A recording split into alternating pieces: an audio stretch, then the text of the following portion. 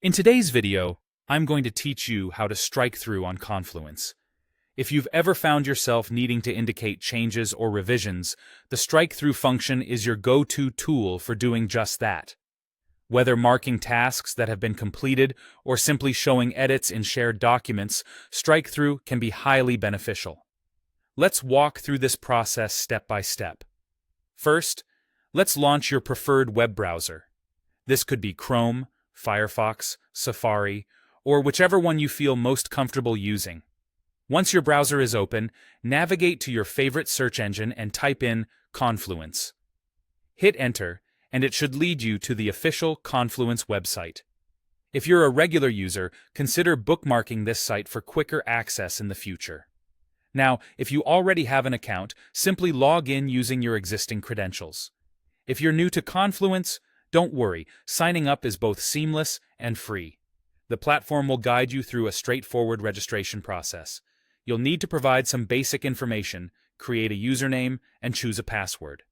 Once you're logged in, you'll find yourself at the Confluence dashboard, your central hub for all Confluence activities. Now that you're logged in, let's shift focus to the content where you want to apply the strike-through effect.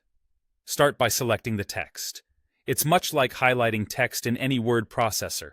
A simple click and drag of your cursor should do the trick. Once your text is selected, lift your eyes slightly above the text box to find the formatting toolbar. This toolbar will give you access to several useful features. Navigating this toolbar, you'll see options that include bold, italics, underline, and then the strike-through icon.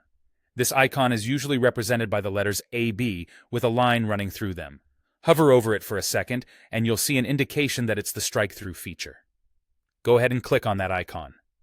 Instantly, the selected text will display with a line running through it, visually signaling that it's been marked for revision or deletion. This straightforward and efficient formatting choice is now yours to use whenever needed, allowing collaboration to be more transparent and integral for everyone involved. Remember, this process not only ensures clarity, but also supports a smooth workflow in documenting changes. With Confluence's user-friendly design, performing such tasks is typically a breeze. And there you have it.